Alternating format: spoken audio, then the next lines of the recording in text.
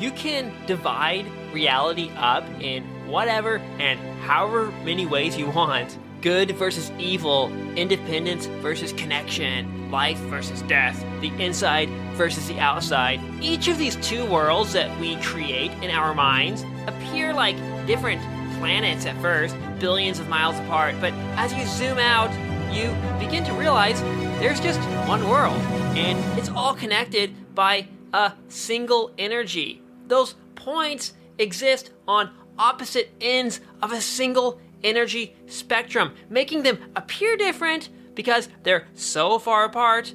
The energy that we perceive depends on where we are standing and on what is happening in our environment. Summer in Australia is winter in Alaska. Truth in a dream is fantasy in reality. And nothing stands still in the ever-changing natural world. Lava turns to rock. New becomes old. Life becomes death. Hot turns to cold. And there is no end. The end is just a new beginning. Like night and day, it all just keeps recycling itself, churning through the never-ending cycle over and over again. At least, that's the way we were meant to be. But no, humans are free! We are above our environment, beyond reality. We can do whatever we want. Rise above nature, and there will be no consequences. Because we are human, we are special. The rules don't apply to us or our creations. So, as the winds of change blow through this interconnected universe, constantly transforming everything along with it, we can stand still. Hide in our houses that will never blow down, play in the sea that will never dry up, build our houses upon rocks, thinking that because they're not down there, built upon the sand, that the rains and floods won't also come crashing them down. Stubborn, lazy, trying to be clever, we can choose our favorite point anywhere in this vast reality and just stay there for as long as we want, finding a home and locking ourselves in, or running away and wandering forever in the wilderness, creating yet another kind of home. It's easy to pretend that our safe, tiny island is all that there is, to forfeit access to the other 99.9% of reality, living in a kind of la-la land, growing madder and sadder, faker and more frustrated, while the winds keep whispering into our clogged up ears, knocking on our cobweb-covered doors, and we keep shutting ourselves in, ignoring its invitations to melt back in with all the rest. And we wonder why we feel so dead and incomplete. We were meant for so much more, to experience the full spectrum of reality, to constantly shift from one extreme to the other and everywhere in between, never standing still for too long, but also knowing when to pause. Yes, we need a home, but we also need to play outside. We must open our eyes, open our doors of perception, swim through the entire rainbow, absorbing all of its colors, and then resting on a cloud, letting it all sink in and take shape. Then getting back out there, exploring new lands, rinse and repeat. That's how we were meant to be. This is episode number 10, Hidden Shades of Reality, How to Get Unstuck and Feel More Complete. Humans can perceive only less than 0.004% of the entire electromagnetic spectrum. This is the visible world of colors, shapes, and objects that we call the real physical world. Deep down, we know there is more than meets the eye, but at the same time, we pretend that this is all there is, like cats trapped inside a rainbow-colored box, sitting somewhere on a shelf inside a tiny house. We imagine that our reality is the reality. We forget that over 99.9% of what there is invisible. We rarely even try to claw through that box or walk around the room. Even rarer do we scratch open the door and explore around the house. And yet, even rarer do we notice the open windows through which we can jump out of this house and into the bigger, wider, previously invisible and unimaginable world. Instead, we stay shivering inside our tiny little box, the place we call home, pacing back and forth, clinging to and fighting over the warm, colorful shadows that pass through the tiny holes, not seeing these holes for what they really are. Portals to a wider world that will take us on adventures and force us to evolve into tigers and lions. We instead get distracted by the passing shadows, chasing them as they fade away like rainbows in the mist. Some of us continue running around the box, pretending we are doing something, while others give up and claim a cozy corner. Either way, we feel trapped and incomplete. We feel stuck. That our life is missing something, because it is. If Einstein, or whoever said this, is correct, that everything is energy and that's all there is to it, then a lot of our human problems seem to be caused by our trapping or holding on to energy instead of letting it go and flow as it naturally does. He continues on by saying, match the frequency of reality you want, and you cannot help but get that reality. I would add that you should also match the frequencies that you do not want, because like a multivitamin or washing machine, you need to move through the entire spectrum, letting all of its frequencies fuse into and wash over you. Getting comfortable within only a narrow frequency, vibration, wavelength of energy, instead of allowing ourselves to get swept up by reality and cycle through the wider electromagnetic spectrum on a daily, if not seasonal or at least yearly basis, nature already to a degree forces us to periodically change and move through the energy spectrum. As the Earth moves through its 24-hour and 365-day cycles, for example, our environment changes. There are periods of low energy that we call night, winter, and ice ages, and there are periods of high energy that we call day and summer. We've invented some ways to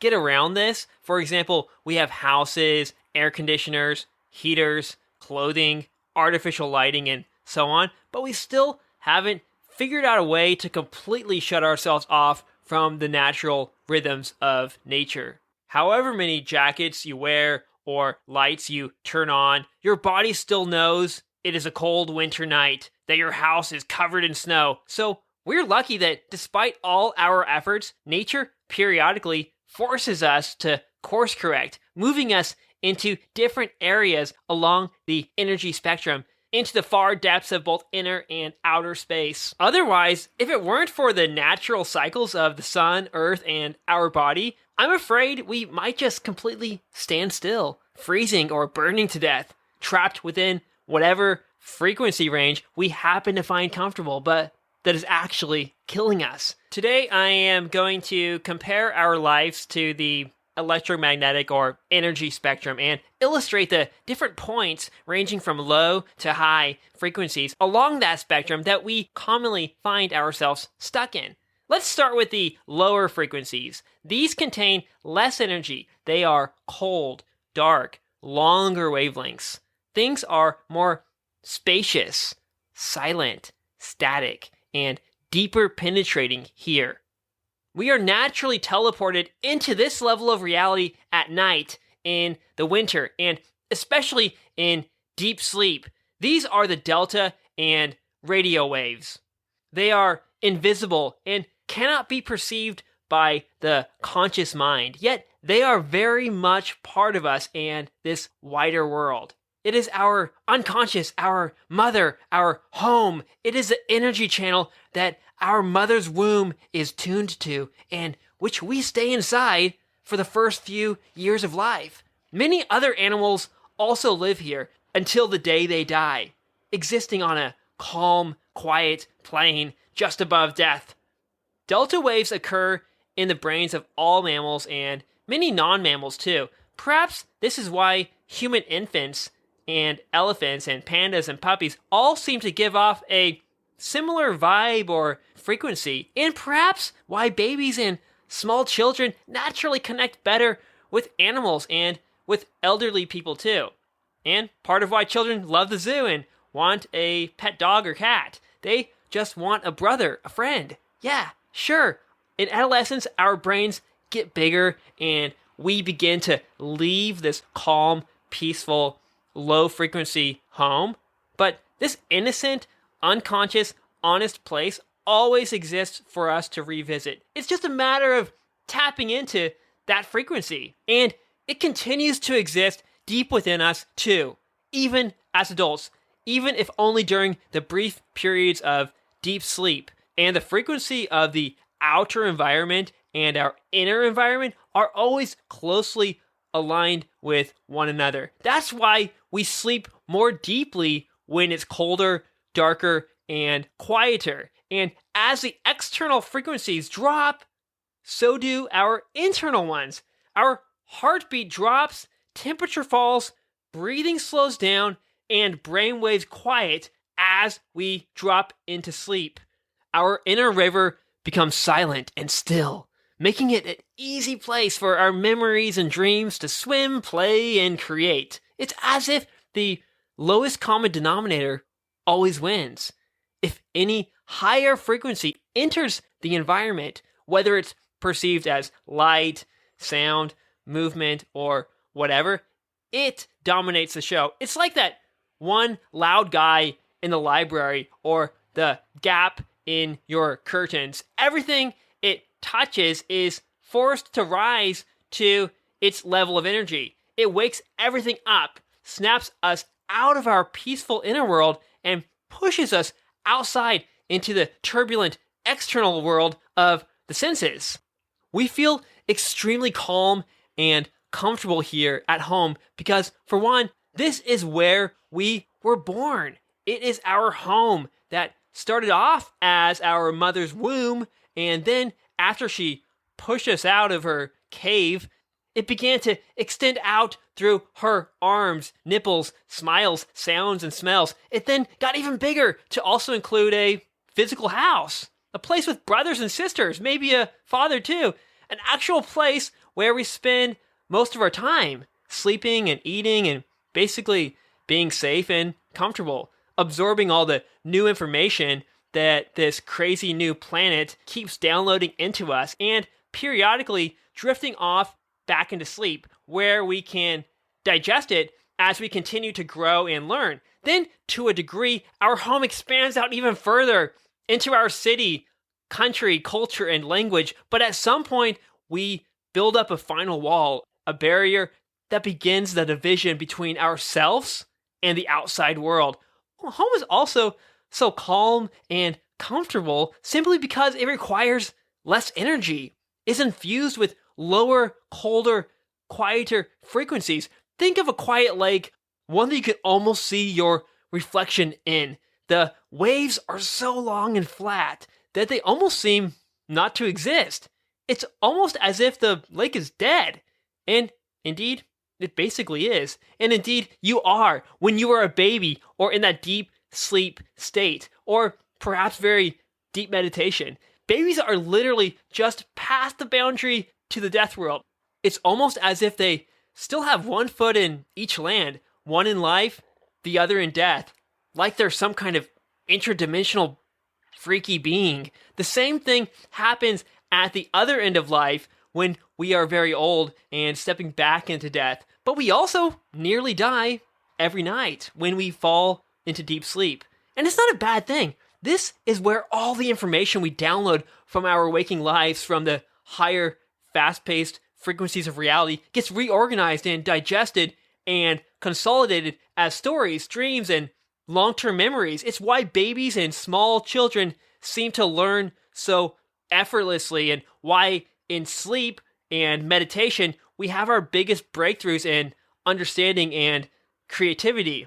This home is a necessary place, and even though we cannot see or touch it, it is our favorite place, and we continuously try to return to it. It is our unconscious. It is that place within us that comes alive when we are dreaming or in a very deep meditation. We are completely shut off from the outside world. Time, space, and ego disappear, and we find ourselves immersed in an unconscious inner state, a place of peace and connectivity where there is no longer any boundary between our mind and our body. The inside and the outside.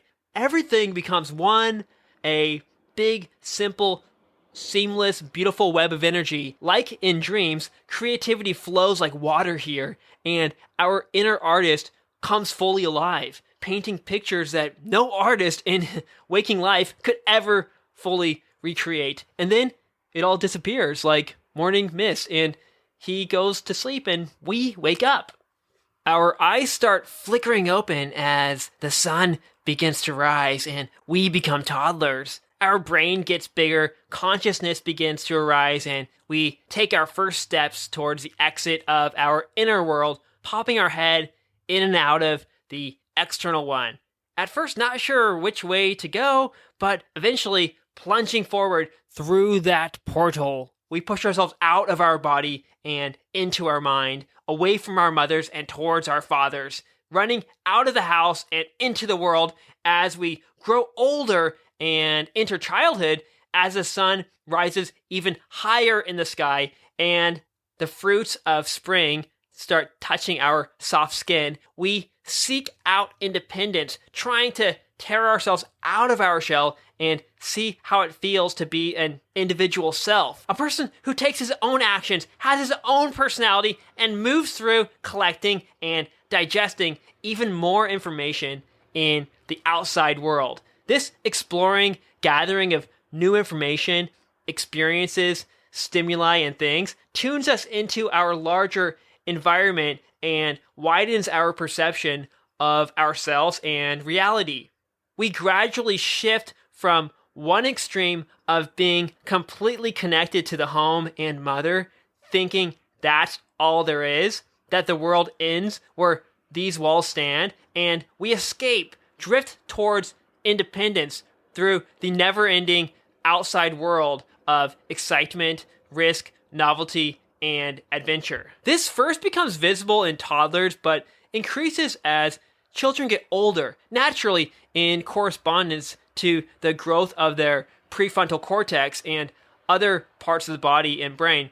Levels of consciousness, increase in frequency of brainwaves, allowing them to pick up and perceive new forms of information, ways of thinking, imagining, etc. We still have a home at this point, but we don't want to spend too much time there. We want to go play outside and discover who and where we are. We leave the relaxed, cozy, motherly land in the morning, hopping onto our boats and surfboards, exploring the turbulent yet exciting ocean of new experiences and information throughout the day, absorbing its big waves, and then as the sun begins to fall, walk our tired bodies across the moonlit beach, finding our inner hut, and on the other side of its doors, seeing our mother there, hugging her, hopping into the cold, silent stillness of our bed, and turning all that new data, those creatures and waves from the sea, into permanent dreams, changing who we are,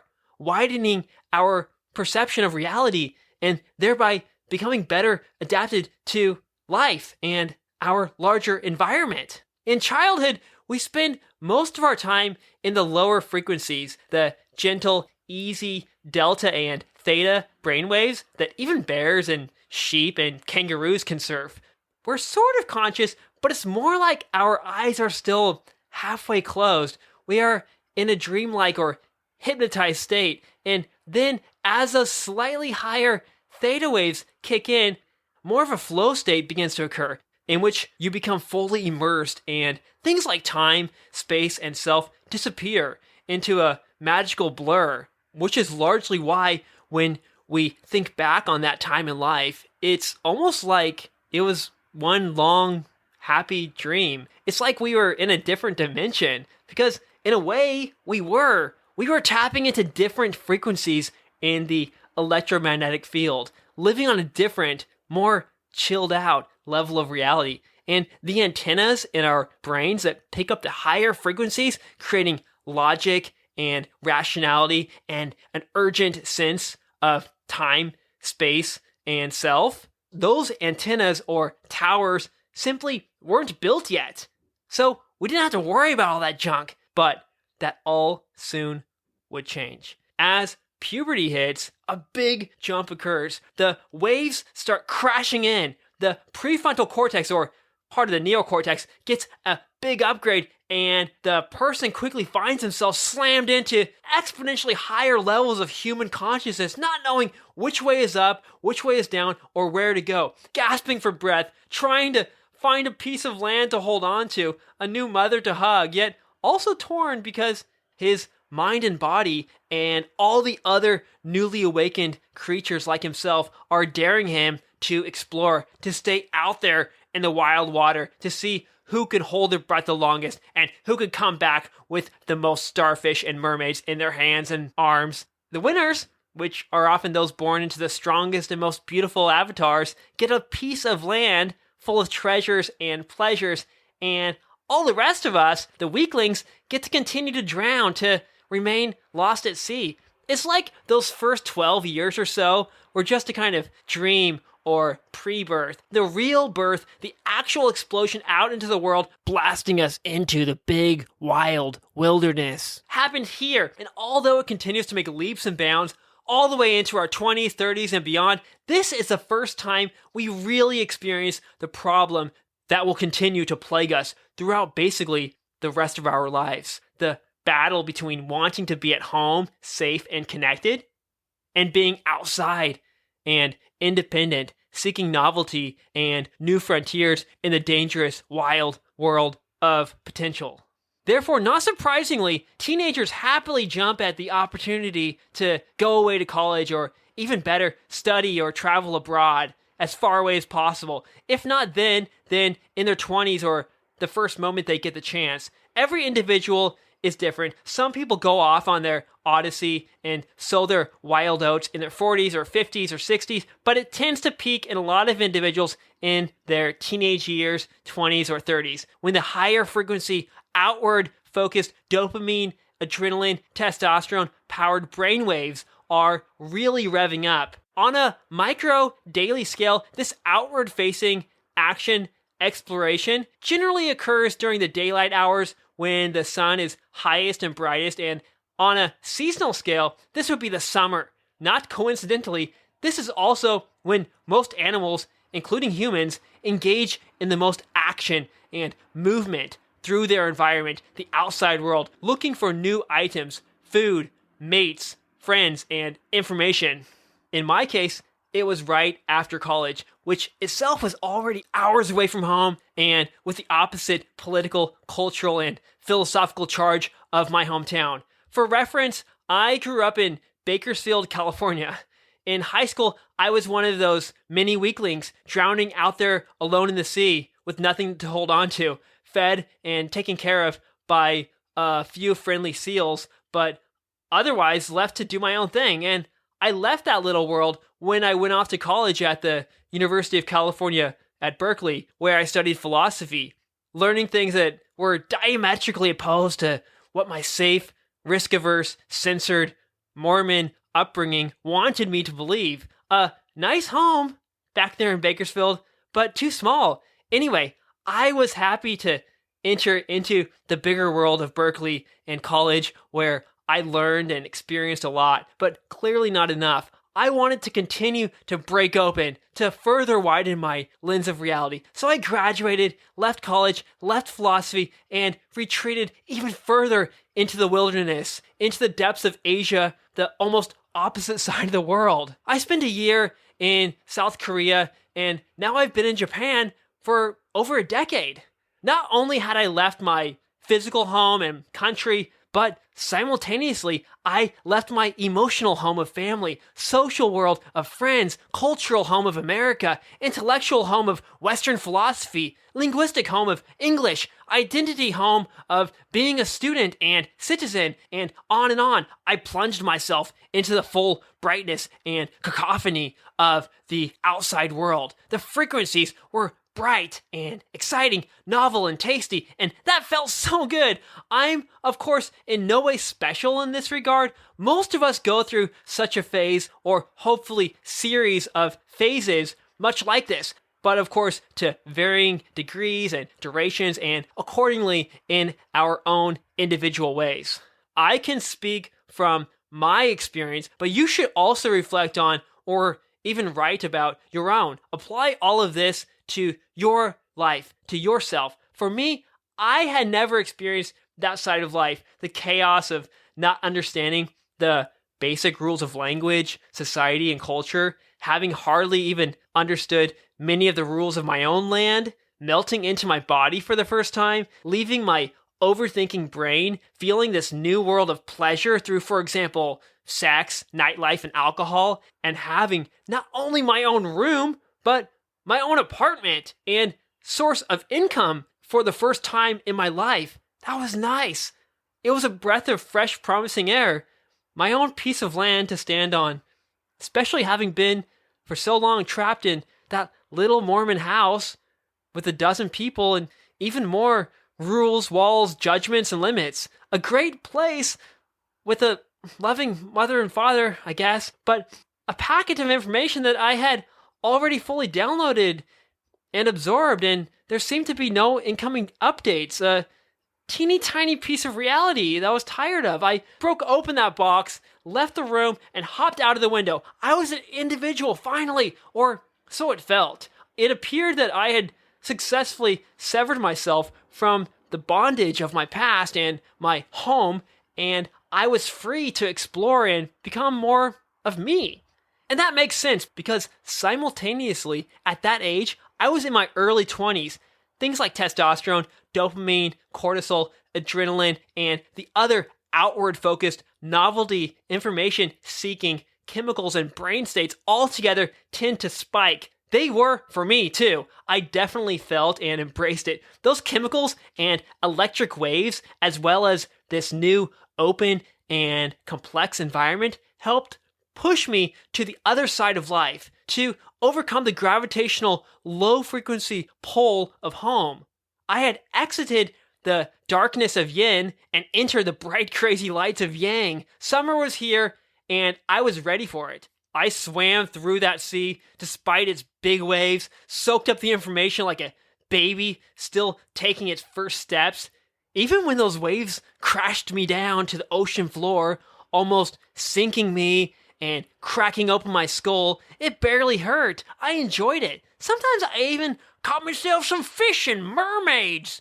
Man, were those mermaids pretty and fish, so tasty.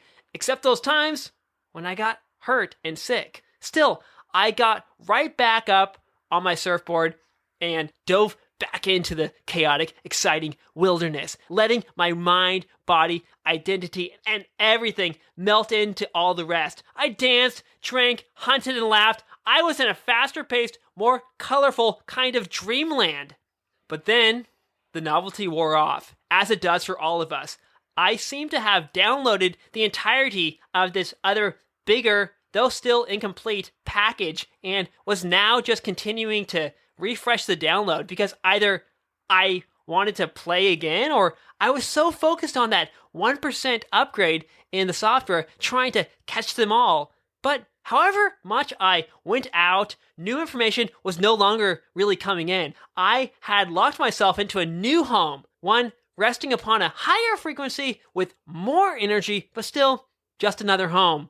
What I should have been doing earlier and what I think I'm beginning to do now is enter an entirely new kind of world where I can download completely other sets of data. Nothing like what I had downloaded, aka experienced, consumed, or learned before. This is like leaving your favorite section of the bookstore after having read basically every freaking book in there. And instead of waiting there for the next new book delivery to arrive, you just march yourself over to another section where a whole new world is at your fingertips. There, not only can you go get new information, but this is the key. When you go home and rest your tired, burnt out eyes, those two bookshelves and everything else you've ever learned or experienced will begin to merge together in new, unpredictable ways, having inter-bookshelf sex with each other and transforming almost beyond your will or power into new,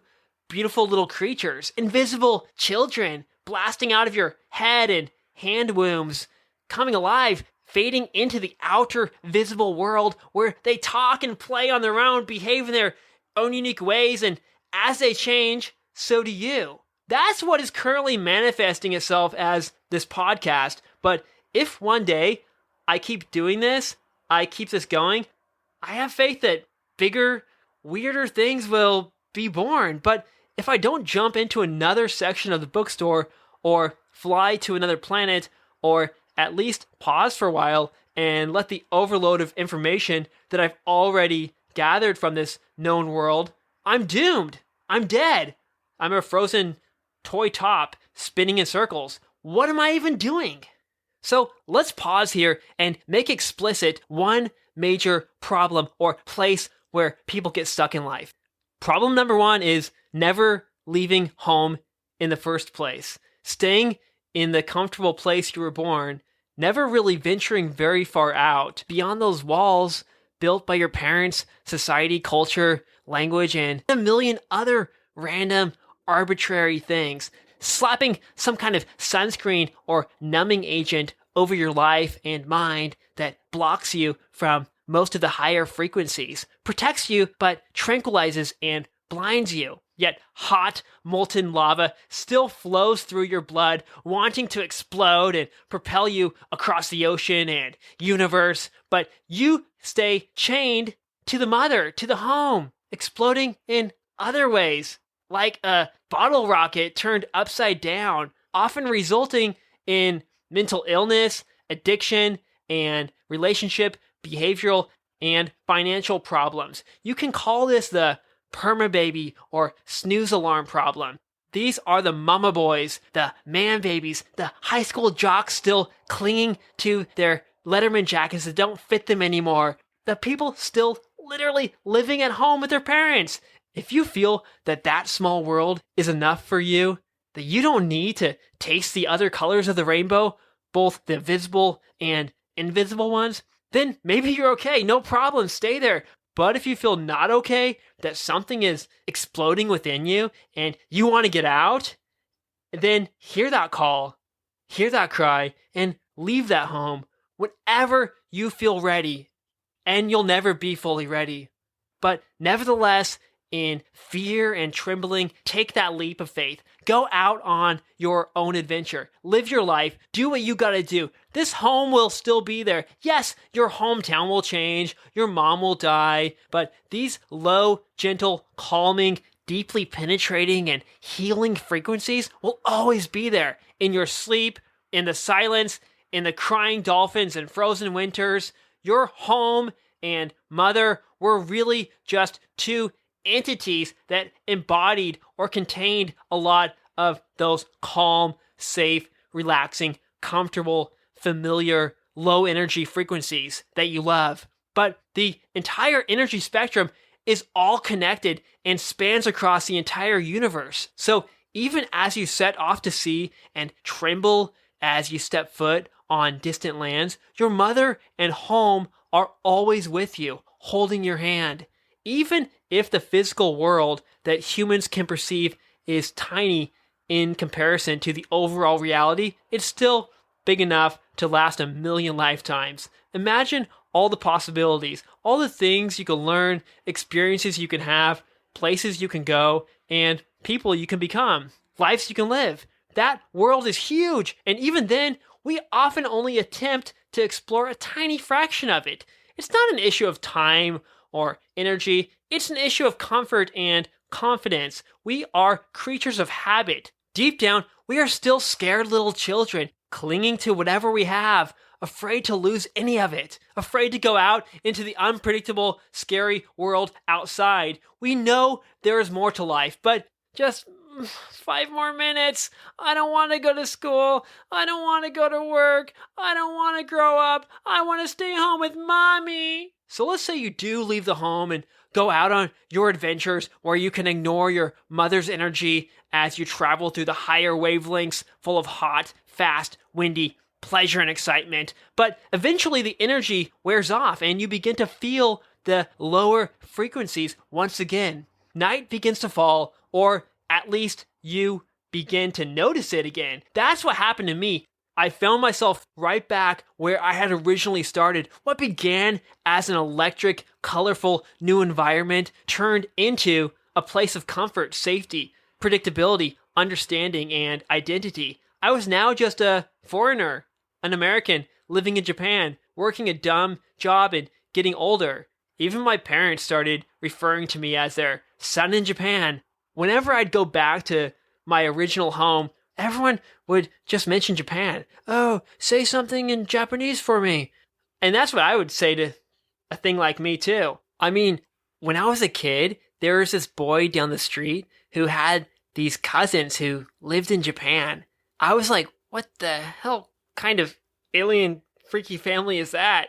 Then they came to visit one day. Their spaceship apparently landed, and they brought with them these mysterious Japanese-coded Pokemon cards. Untradeable garbage, but oh god, so confusing and alluring I couldn't keep my eyes away. Whoa, I just stared in awe at those chaotic, foreign, holographic Poliwhirls, Chanseys, and Venusaurs, and other things, and at those equally holographic-looking kids like they were aliens from another planet, disguised as humans, just flickering into this plane of existence to say hello and play with us for a while before hopping back into their spaceship or teleporter going God knows where. Yet, something inside me knew that these boys were somehow real, as were their cards, as untradeable as they were.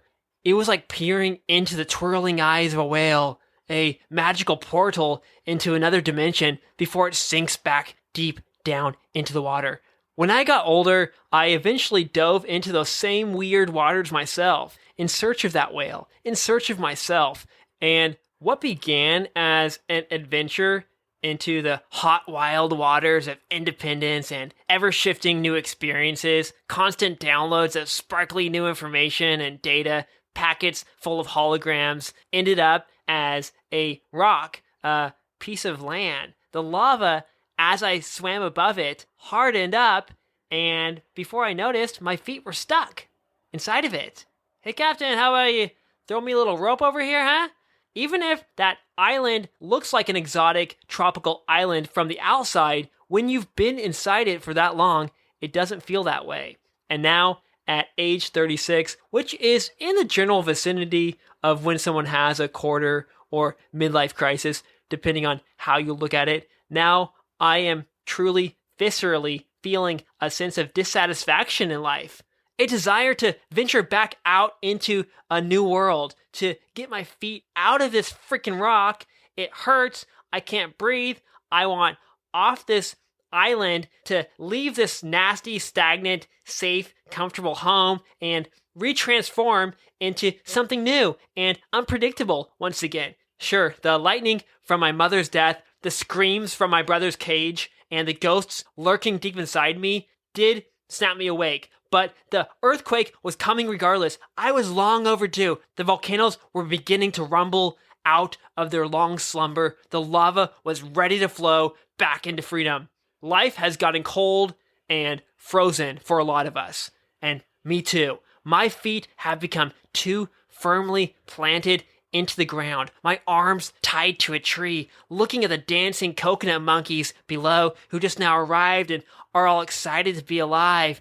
I have been here for too long. I graduated from this level of reality years ago. It is time to shift back towards chaos, high energy, movement, and light, where, for whatever period of time, I belong. To step off this land and sail through the tall, unpredictable waves of the tumultuous sea once again, letting them crash their new bits of data into me, soften my hardened skull, and bring me back to life, revealing new layers of reality to let me taste the other colors of the rainbow, visible or otherwise, or at the very least, to stop, pause, and start processing and reorganizing all of this previously downloaded information, aka experiences, studying, reading, etc., now stored as memories. I am full.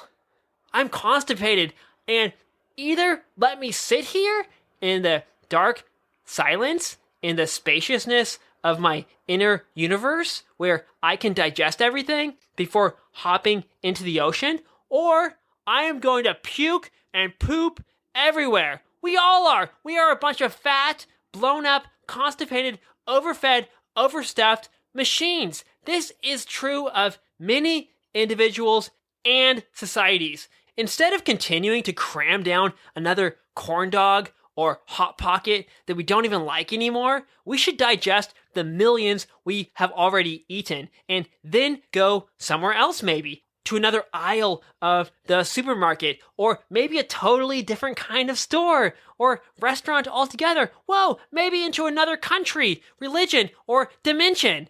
But first, sit down and digest your coagulated corn dogs and pepperoni and ham and cheese Hot Pockets.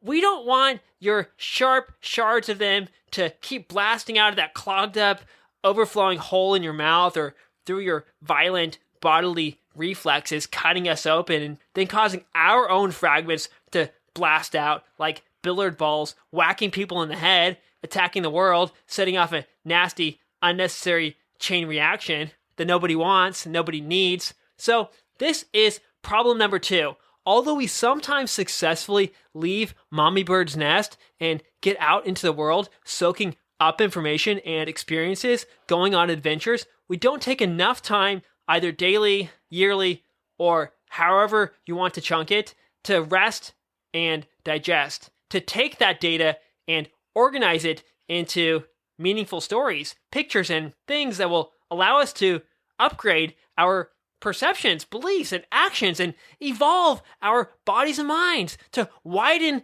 our view of who we ourselves are and what this world is. So many of us are stuck right here in the hoarding and accumulation phase. Problem number 2, the hoarder problem, the obesity problem, the king that drowned in his own treasures. And I'm sure you can come up with a few even nicer names yourself.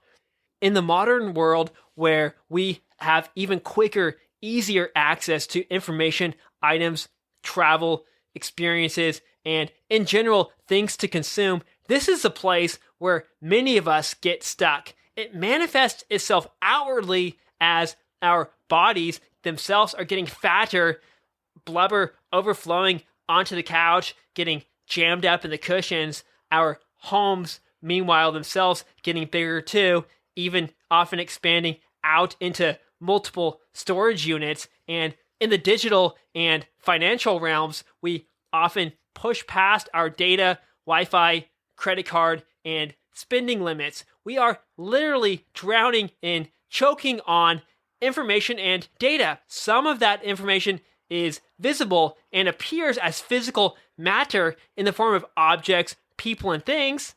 And a lot of it is invisible to the naked eye, seeming to exist only in our minds or in the digital or experiential realm. But it is all energy, information, or whatever you want to call it. Whether visible or not, it is all equally real. And just because you cannot see it does not mean it is not affecting you. Through our technologies, we have found ways to inject even higher doses of reality into our veins, doses higher than we have evolved to digest. And the dosage is upping and upping every year as technology advances. So if we are going to mainline reams of reality, large stacks of data into our eyes, ears, and bodies, downloading terabyte after terabyte into our small primitive hard drives, living and working within the data-dense internet and soon-to-be metaverse, we need even more time to shut down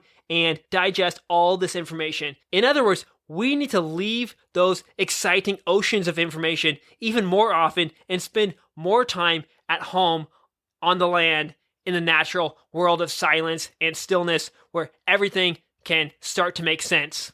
But no! More is better! More, more, more! You can keep shoving data into the spreadsheet, into your brain, but if you never sort through the data and actually look at it, then what a waste. Yes, the collection phase is more exciting and physically and mentally stimulating, getting you more high. It's the candy and cocaine of life. But the more you consume, the more you need to rest. So this is our second problem. We don't shut ourselves off from the external world of the senses enough. We stay out in the exciting jungle for far too long without enough rest, and we drive ourselves into obesity, bankruptcy, and madness. Throughout the day, we need to pause and rest, to sit in dark silence.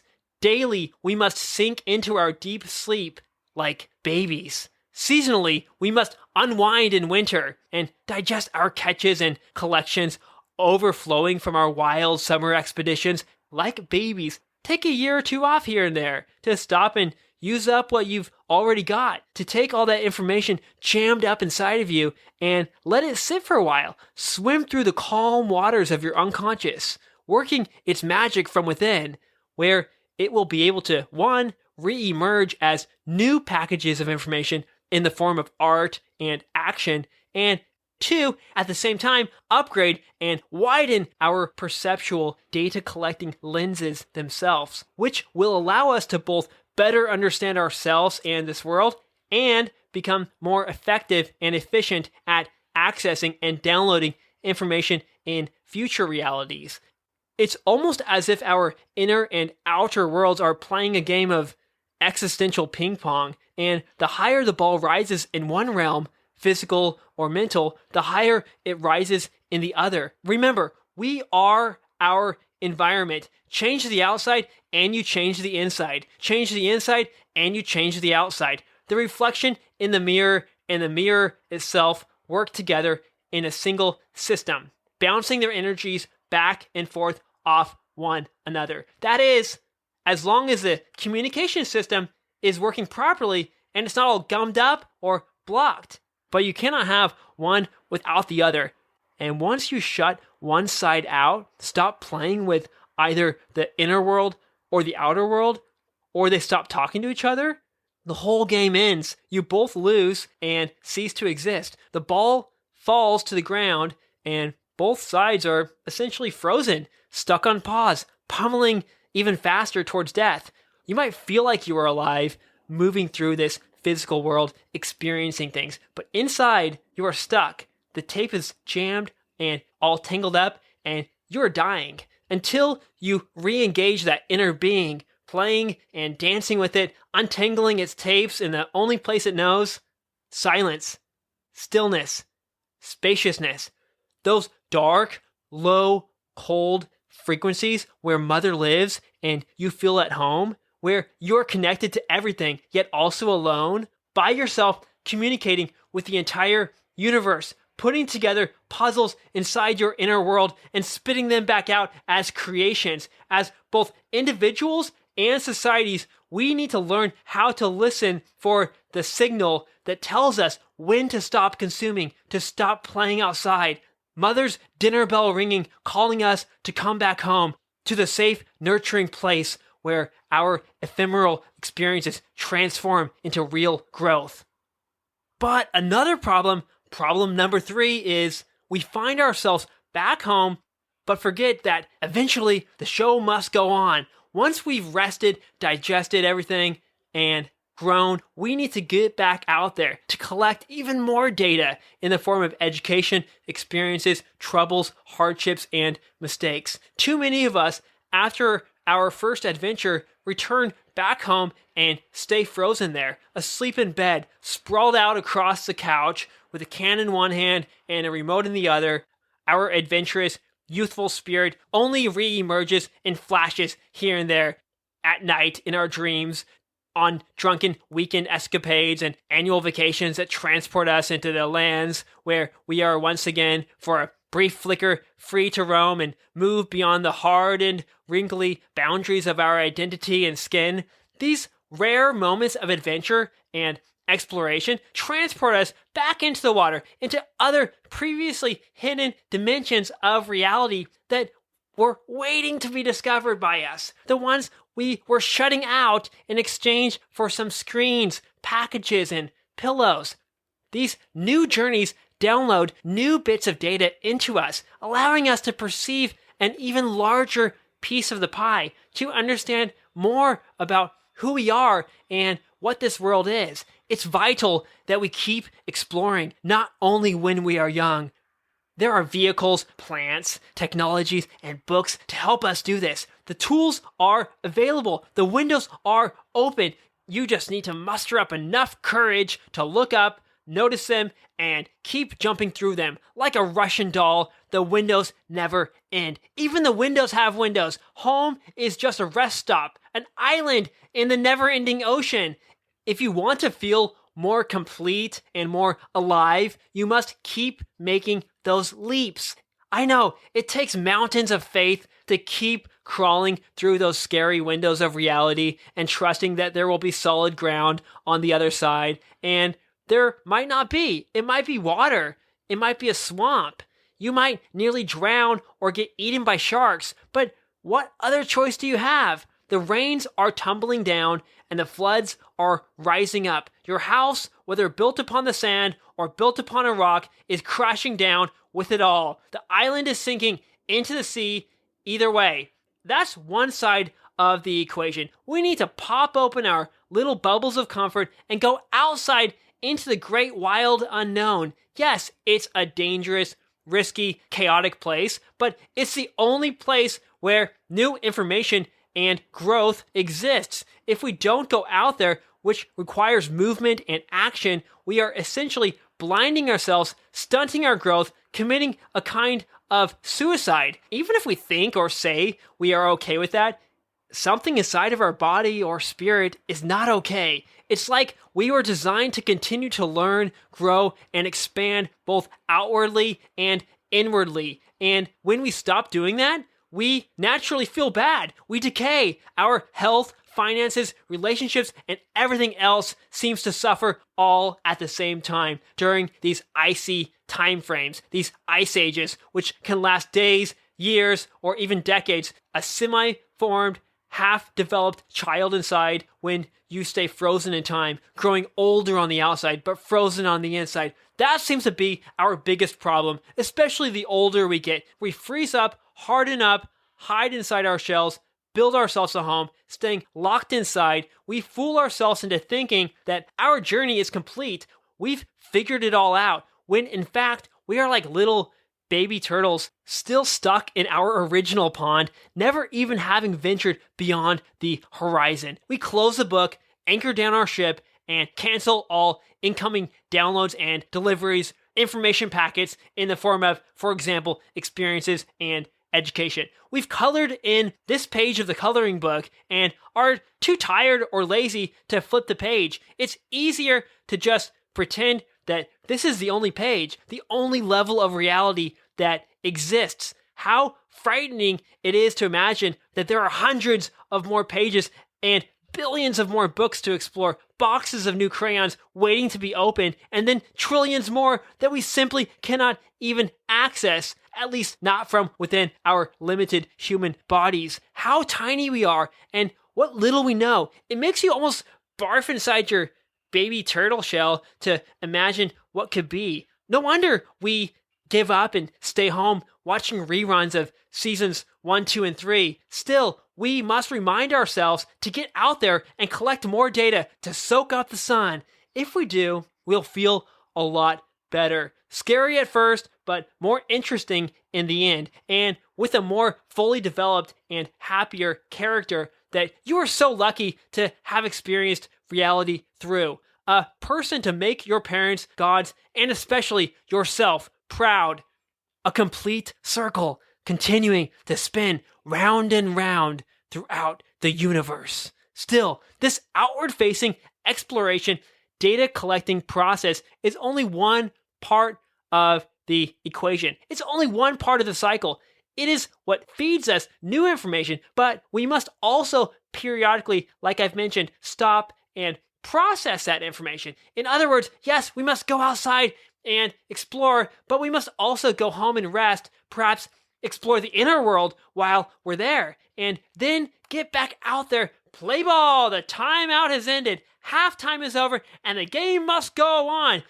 You must inhale, hold it for a bit, take a long exhale, and then repeat the cycle, speeding up and slowing down, sinking low and flying high. The cycle continues round and round like wheels on the bus. When you keep exhaling, forgetting to inhale, you die. When you keep inhaling and don't pause and hold to digest all that oxygen, you ultimately die. And when you keep holding your breath like a lot of us do, you very quickly die. In order to fully thrive, we must continuously cycle through the different phases. The hot, exciting, information-packed inhale, the meditative pause where we stop moving and instead reflect, digest, and absorb everything, and the cold, calm, relaxing exhale of creativity and transformation, on and on again. Music without pauses is just noise, as is life without pauses. The world naturally moves between these cycles, and it's only because we modern humans have separated ourselves from the natural world that any of this is even a problem. Regardless, we all deep down desire and need to live in accordance with these natural shifts and rhythms in order so that we can feel and understand the completeness of existence, to live life to the fullest on the visible surface layer of reality and inside the deep invisible layers and everywhere in between and beyond. Most, if not all, of our problems arise when we get stuck somewhere along this larger energy cycle that manifests as various subcycles, all those ones that we learn about in science and health class. Anyway, whichever cycle or lens you're looking through, large or small, things move back and forth, around and around, heating up and cooling down, getting fast and slowing down, diving low and soaring high. But then, at times, that energy gets clogged up somewhere. We start holding on, we stop evolving, and that turns into outwardly visible problems in our lives, behaviors, and so on, as well as invisible but equally real inner problems of our mind, subconscious, and soul. 20 sides of the same coin created by a kind of overarching blanket of congestion and clinging to some specific point along the journey, along the natural cycle between, for example, low and high, hot and cold, calmness, and excitement. We are naturally designed to constantly be moving between, if not hour to hour, at least day to day, year to year, or worst case scenario, decade to decade, through all the different stages or intensities along the spectrum or cycle.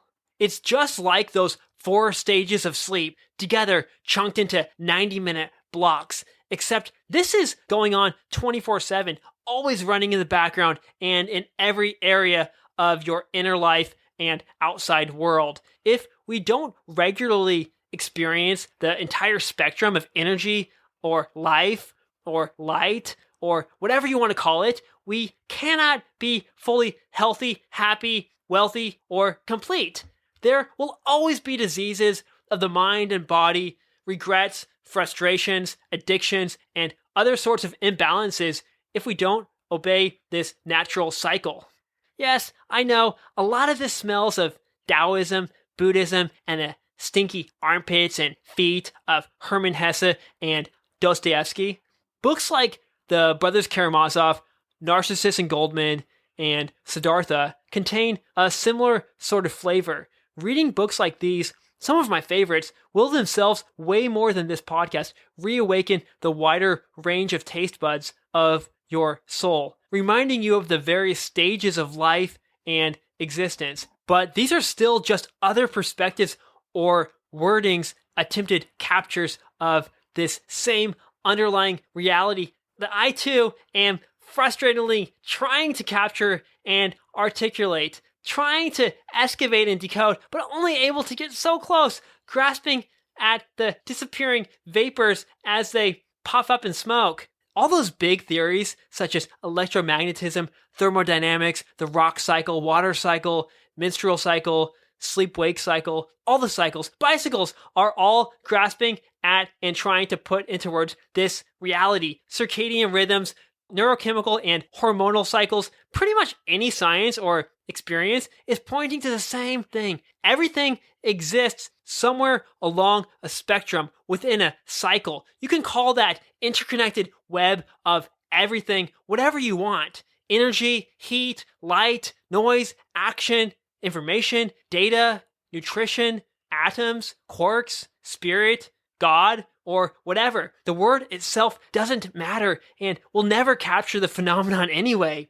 Even experience itself only gets you part of the way there. But words and experiences are like fossils of that larger thing. Experiences larger and more tangible than words, but still relatively small and incomplete overall, like signposts or a map. Words, ideas, and experiences can only point you in the general direction, and even then, you don't know if you're going the right way or if there even is a right way.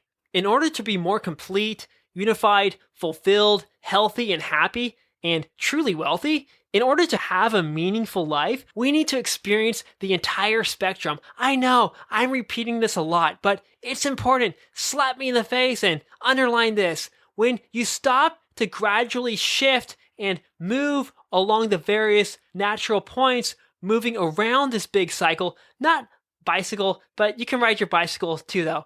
You develop and experience all sorts of problems, both inwardly and outwardly. And conversely, when you let yourself naturally float through the various levels of reality, the varying degrees of relaxation and excitement, order and chaos, safety and risk, home and adventure, cold and hot, darkness and light, dependence and independence, connection and freedom, contentment and dissatisfaction, emptiness and fullness, breathing out and breathing in. When you stop, freeze, congeal, and hold your breath for too long and get too habituated somewhere, whether out there in the open sea or at home on land, problems eventually arise. But when you let it go and resync with all of these natural healing rhythms, everything will get better.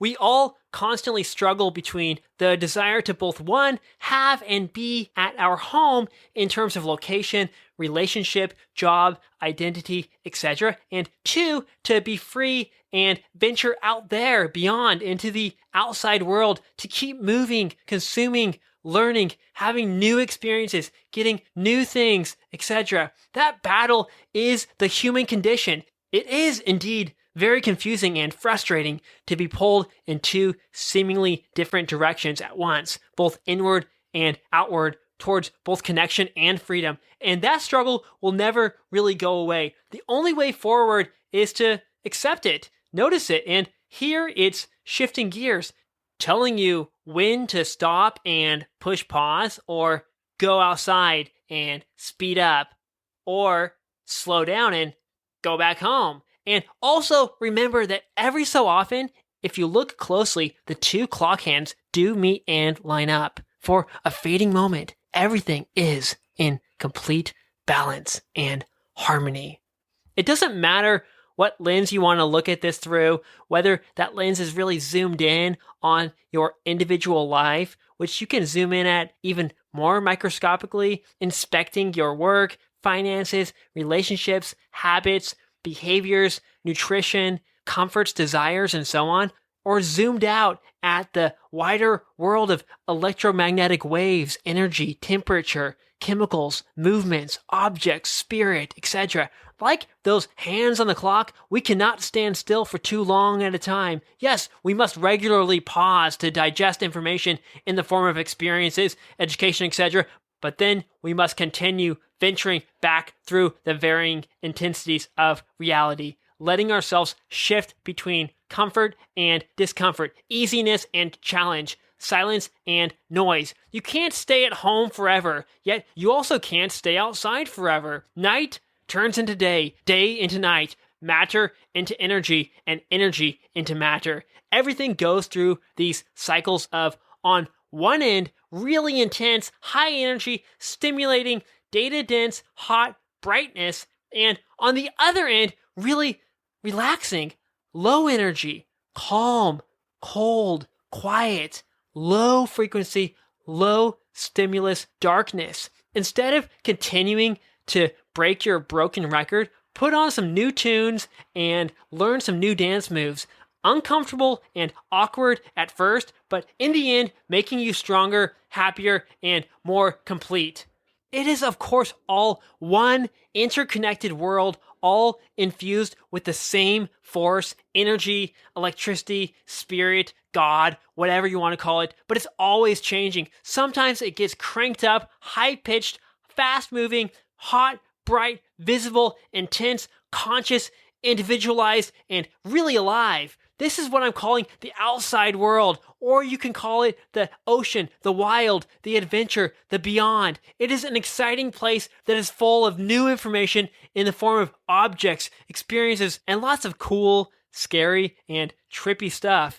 It is beyond our previously imposed boundaries, rules, and limits, and therefore it feels chaotic, unpredictable, uncomfortable, painful, and pleasurable, risky, and rewarding. Yet despite its chaotic, weird voice, it constantly calls us, beckons us into its colorful prism of light. We can try to ignore that crazy voice within, but it's gonna keep screaming, because without it, we will stay hardened, our growth and transformation will stop, and our disease, trauma, and problems will remain clogged up inside of us throughout our bodies, minds, houses, and entire lives. It will continue to permeate both the inner and outer world, not missing a spot. Learn to listen to that weird voice, poking that little hole, opening it up wider and wider, looking through it, and tearing open your crayon-covered box. Take that little hole, play with it, listen to it, and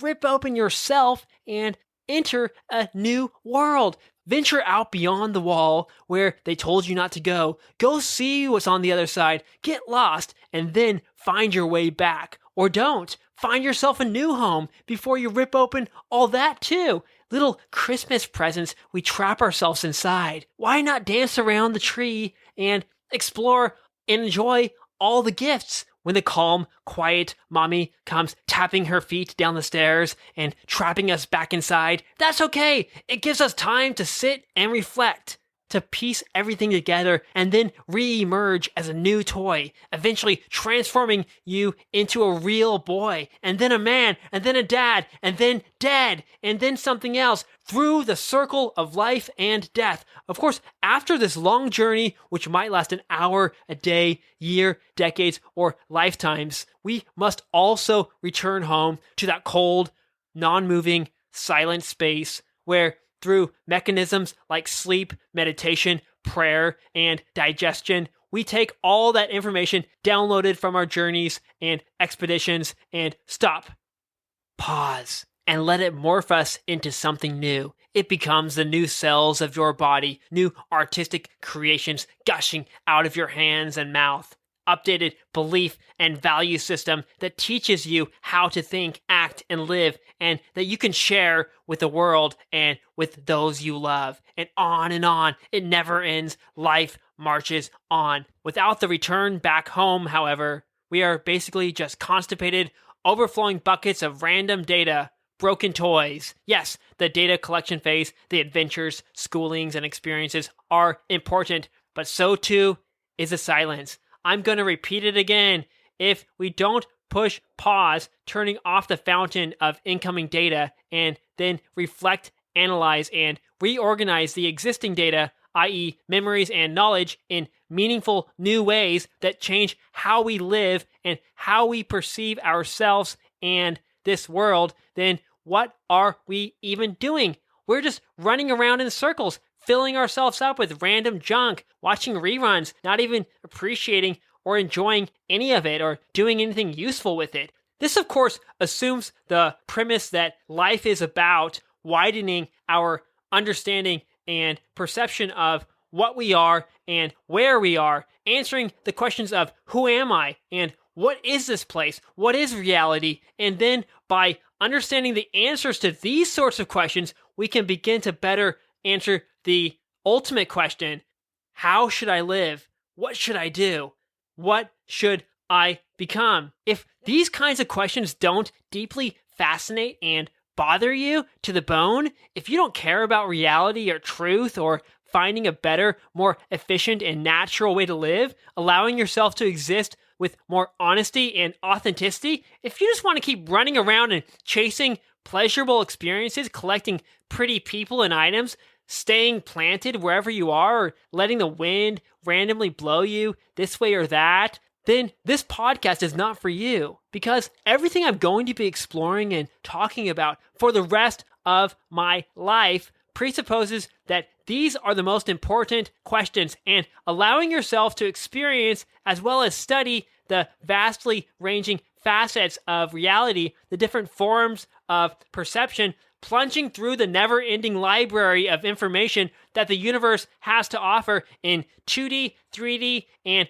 500D, and then temporarily shutting it all down, closing your eyes, ears, and mouth, and letting all that random goo break apart, shift around, and reform itself into new, meaningful, and actionable ways, leading to novel, life-changing ideas, ways of being, actions, and creations, and then continuing to wake up once again, get back out there, start all over again, collect more data, and then let everything, including yourself, again, self-destruct, swim around, and recombine and evolve into yet another new thing, opening up a new philosophy of life, a new ethics, a new brain, new body, new life, new you, a whole new world, forever on until you die, and then until you are miraculously reborn again. I know, this is not for everybody. Many people just want a simple life of eating their yummy food, watching their fun sports and shows,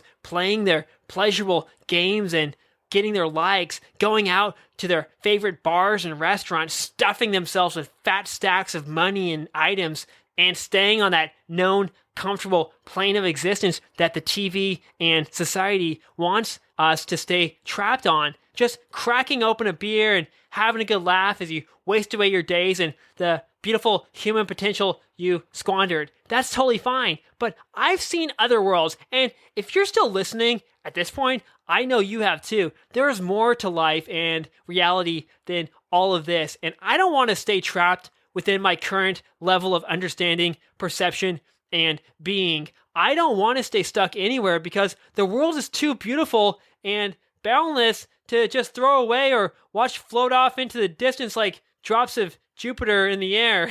I feel so lucky to have been born with this human brain, any human brain, or even mammalian or reptilian one for that matter. There's enough exploring I could do even as a frog or bumblebee. But this thing humans were gifted with, this big pink thing jammed inside our big noggins, man, it is magic. It allows us to perceive really high wavelengths of reality. Not all of them, of course, but lots of them. Enough to last us lifetimes, thousands of lifetimes. Ones that reptiles and trees could only dream of. Even gorilla kings and aurora borealis cannot imagine what we see. Consciousness somehow picked up by our little antennas in this big neocortex should not be taken for granted or wasted. Yes, the body is a gift.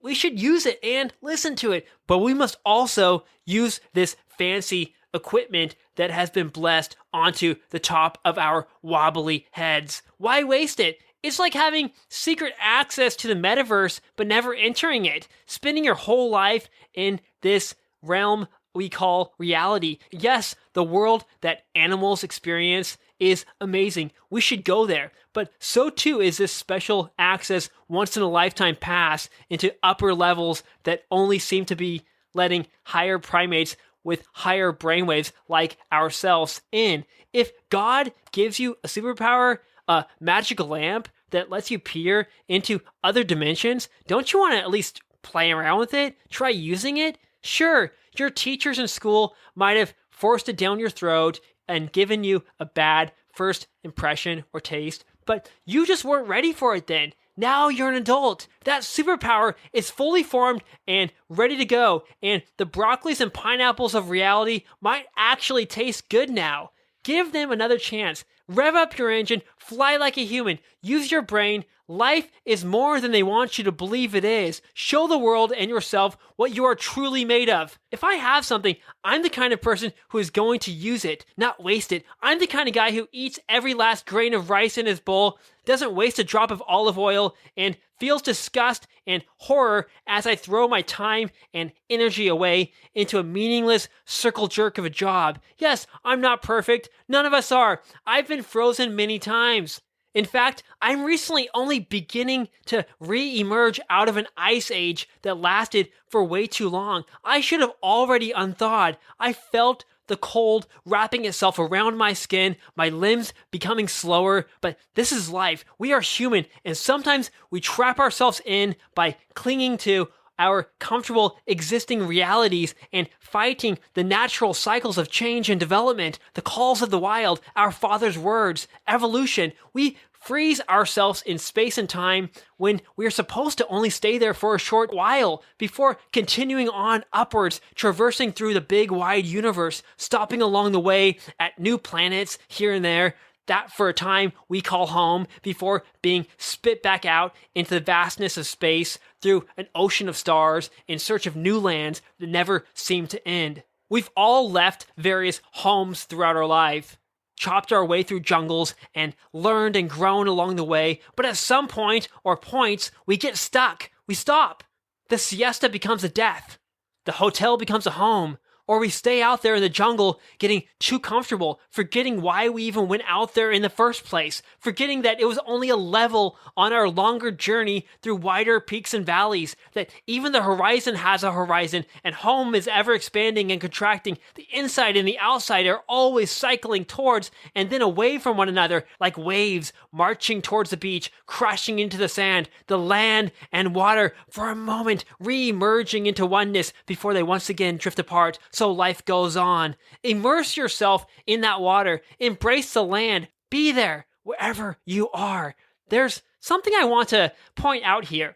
People like the Buddha and Aristotle, as well as many other great thinkers, say that we should live the so-called middle path, a perfect place in the middle range of the spectrum where you avoid the extreme endpoints. You don't dive too deeply into the outside world where the super high frequencies can cause you pleasure and pain, nor do you sink too deeply into the inner world where the super low frequencies can result in too much solitude, serenity, and self-discipline. You don't want to be the guy snorting cocaine out of a prostitute's butt crack, nor do you want to be that girl starving herself to death in a cave on top of a mountain. Yes, in an ideal world, I would love to live along this mystical middle path. However, that path is so thin and fragile, I've realized. It's like one of those balance beams in your elementary school playground, but even thinner and made of glass or something. At the slightest distraction, the subtlest of movement, you fall off of it or crash through that glass. It takes time to get back up or rebuild it. In the meantime, those extremes are looking pretty tasty and tempting. You naturally course correct, give up trying to be perfect because it's so freaking impossible, and you rush towards an extreme. You might hide away in the safe, calm sandbox, laying down and taking a nap in there, getting sand in your hair, letting your mom wash it out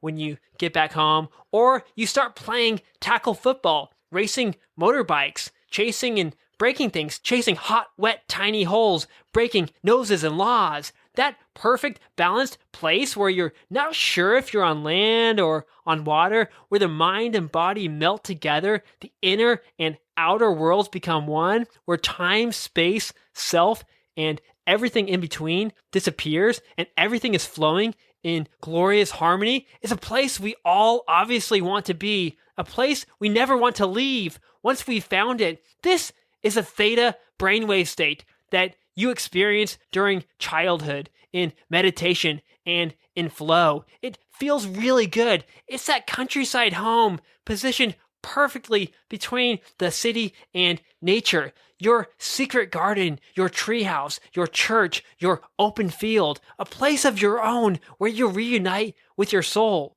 Without disturbance or temptation, noise or nuisance, a place where you can think, move, and breathe smoothly and naturally again. By going to such places, practicing things like Qigong and meditation, and learning how to tap into flow, that feeling of being in the zone, you can, in a way, return to the middle path. A feeling of harmony and balance, not too hot, not too cold, but just right. If you can do that, excellent. But if you can't, or if you keep falling off that thin glass balance beam, slipping off the icy tightrope, don't beat yourself up. There's nothing wrong with you. The problem is the expectation of perfection, the focus on an impossible goal.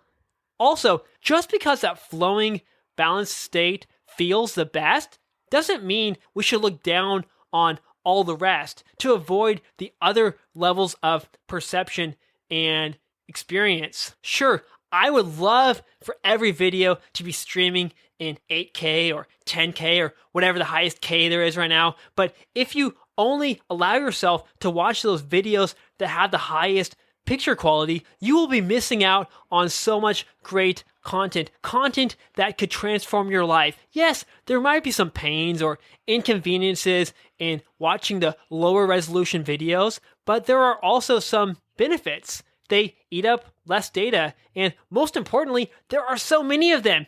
If you're too good to explore the wider library of reality, you will walk right past thousands and millions of treasure chests. Having your eyes locked onto the top prize can blind you from all the smaller prizes that often add up to so much more.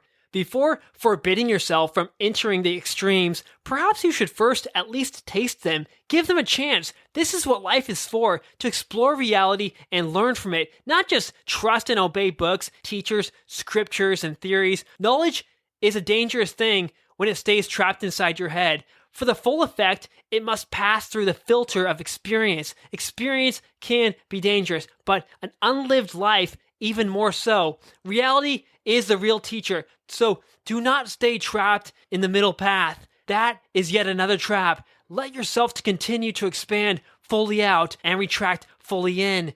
Open up out into the world and close into yourself. Don't hold yourself back and stop judging yourself. This leads us to problem number 4, trying to always be perfect. The middle path or balance beam problem. And even then, perfect is the wrong word, because the person who is perfect is not the one who never slips up. It is a person who allows themselves to embrace and accept all the sides of life. The person who stops feeling guilty for slipping up, not the person who fights off the darkness, but the one who floats between darkness and light, who swims in the clear turquoise waters, but also gets sucked into the whirlpool, lays in silky sheets, and wakes up naked, crying on the bathroom floor. I feel guilty whenever I take too long to release a new episode, or when I eat something I know is bad for me, or drink alcohol, but I'm doing what I can, and I'm only human. We all are, and we all put too much pressure on ourselves to fit into a certain mold. Who wants to live their whole lives on such a narrow balance beam, to exist in a permanently fragile state where they cannot drop the ball, where the honking of a horn or the smell of cheeseburgers shatters them into pieces and destroys their entire being?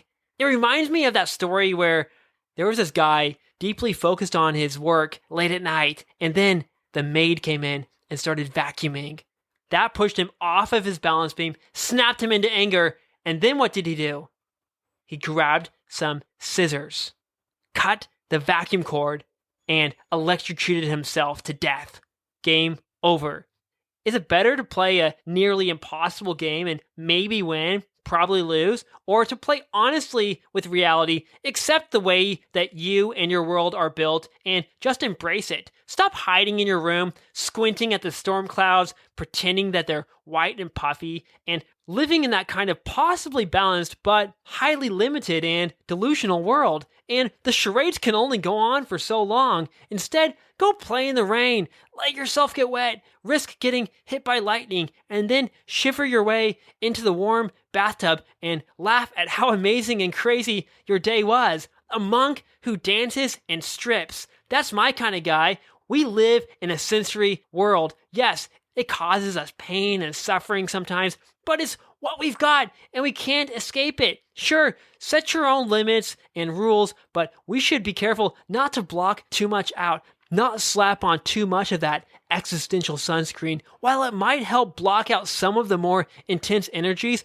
it will also limit our understanding, perception, creativity, and expression. It's important to regularly retune your guitar strings, to retune your life to that middle C, but don't keep your axe locked in its case or strike the string too softly and carefully in fear of it getting out of tune. What kind of music can you make living like that? Instead, thrash away, light your fingers on fire, feel those strings vibrate and bend, snap a string or two, let it get out of tune. That is real music. That is real life. Without the full range of notes or freedom to play, your most beautiful songs will stay trapped away.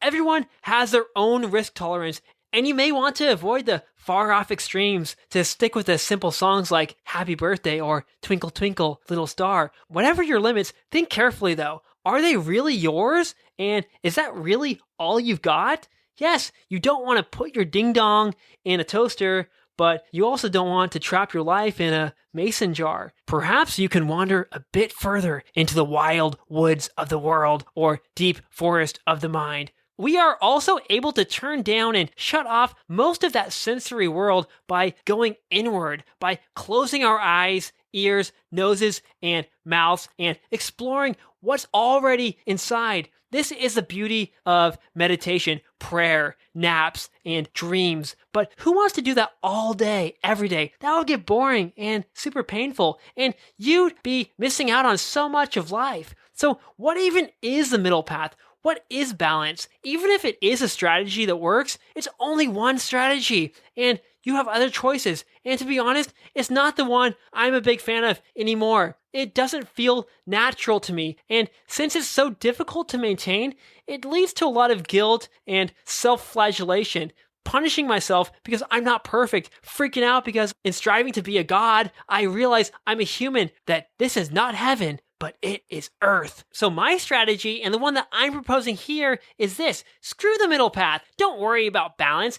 Chill out in that tiny sliver of reality whenever you do luckily find it. Visit there, here and there, but it too is just one part of reality. We all love rainbows, but there's more to the electromagnetic spectrum and life than that. Define your own limits, decide your ethics, rip off the corners of the map or white out the dangerous places that you never want to go. Understand your own risk tolerance, but also that you might need to open up a little bit to extend that mental map. Dilate your pupils, and then slide up and down that electric slip and slide. Feel the highs and feel the lows. Sprint down the balance beam, but then go swing on the monkey bars, fly off the swings, cling to the roundabout as it spins you around and flings you to the ground. Catch your breath in the sandbox, bury your feet in the sand, have a picnic on the grass, put ants on your hand, play hide and seek with the prism of reality. Hell, poke the wasp nest and get stung here and there. Break some bones, face your fear, go up and down on the teeter-totter of life. Let yourself live and let yourself die. In the coming episodes, I'm going to flesh out these ideas even further in more detail, applying them to specific areas of life with actual practical steps. So I'm sorry if this particular episode was a bit of a disappointment, to leave you on a sort of cliffhanger, not giving you much in terms of specific information or actionable advice, more just a bunch of philosophy gobbledygook, all talk and no action.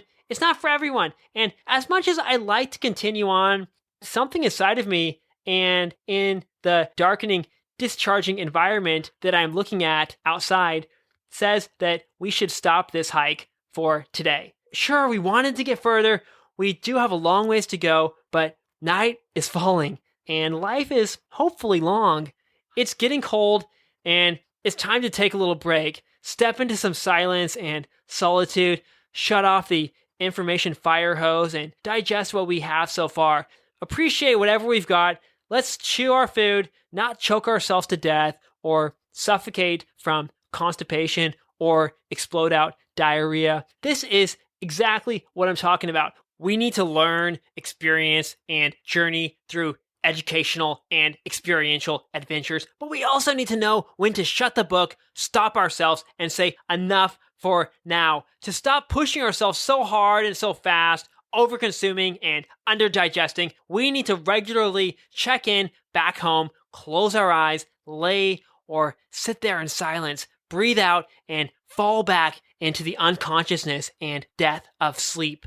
This is true of individuals and the various granular aspects of our lives, our nutrition, light exposure, cold-hot exposure, breathing, brainwaves, hormones, neurotransmitters, emotions, moods, relationships, finances, work, and everything else under this frowning and smiling sun. It's also true for the larger community of individuals that we call societies, cultures, economies, businesses, etc. Imagine the damage caused when not just one tape gets caught in the VCR, but millions, billions, or trillions of them do across the globe and throughout history.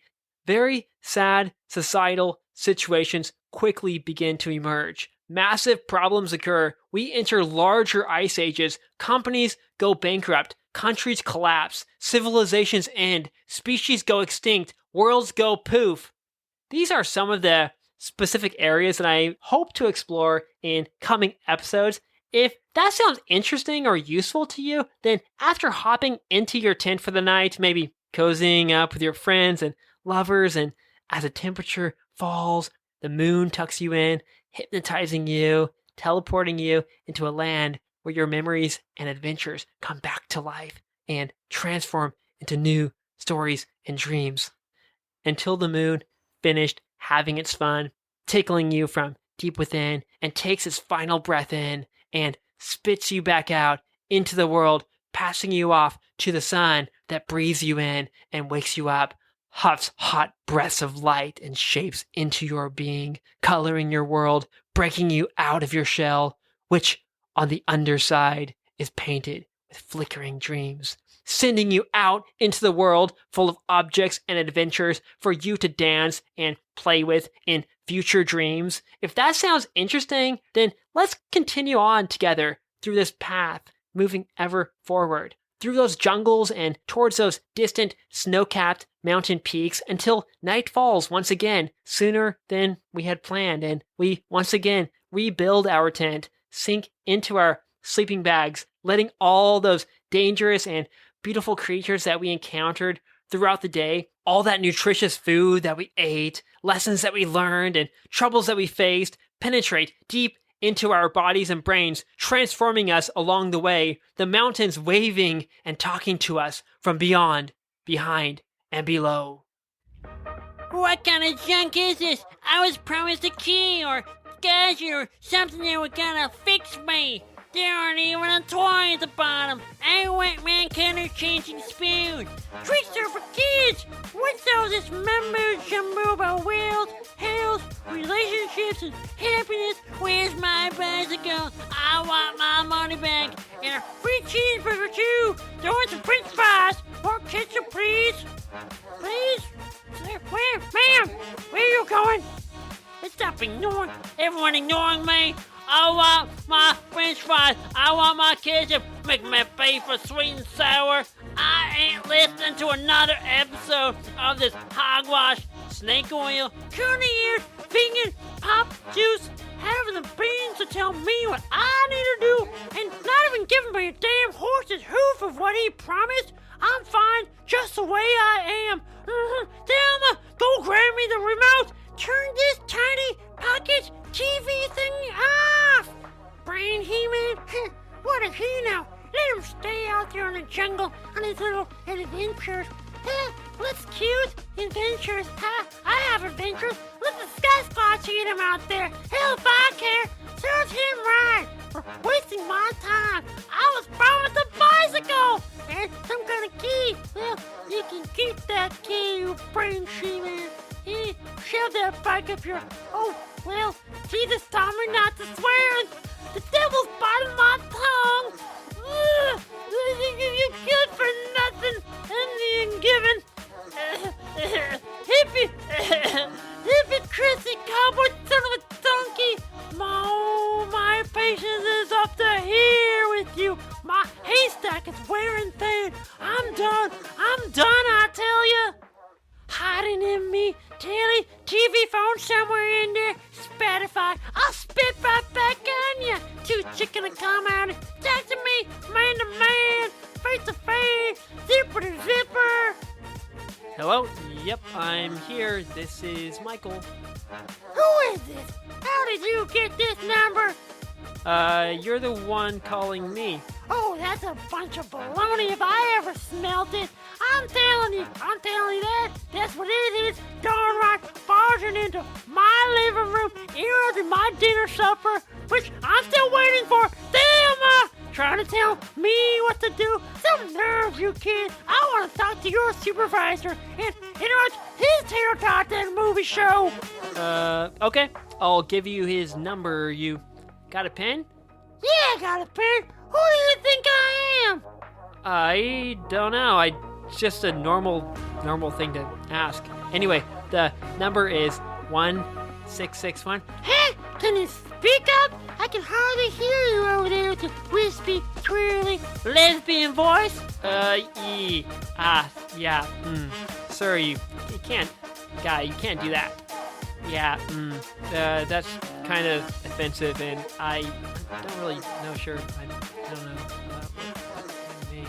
Twinkle, twinkle, little star. What are you, some kind of fairy or dandelion or something? Yeah, sure, I guess. Anyway, yeah, it's... Damn, get me another pen. This thing's running out of ink. I'm doing that licking thing that you taught me and riding on my finger, and it still don't working. I said a pen, not a pencil, and I literally wanted a proper eraser, not this stupid metal thing that tears up my paper and scrapes up my copper table. This is coming out of your heart, Delma, and this is exactly what I'm talking about. I've had enough to hear with you, and where's my tater tots? I'm this close to just getting up and walking out. That'll show you. The ladies used to be all over me, you know, and they still would be if it wasn't for you. Stomping on my feet and breaking apart my forts. Michael might take these goddamn afternoon, evening, morning pills. You better ship up or ship out, lady. Who is this brain she-male guy anyway? And where'd he go? I bet he's hiding again, little chicken. And who do you think he is? I'm still here. I wasn't talking to you. I was talking to her. There you go again, interrupting me again in that little high-shrill hummingbird voice. You call yourself a man. This generation don't know what a real man is. Oh, okay. All right, I'm all ears. What can I do you for? Yeah, nothing. Never mind. I must have dialed the wrong number or something. Another freaking prank caller. Probably one of those damn neighbor kids cracking arms off my cactus, popping off my sprinkler heads, stealing my rocks. I'm gonna call their parents. That's what I'm gonna do. Where's the phone book? And where the heck is my remote? And why you handing me this bucket of pencils? You put it away. Somebody turn this thing off. Get me out of here. Oh, Christ, we're late for church again, and it's all your fault. I said no more hamburger helper. Hey, where'd you go? Hey, are you even listening to me?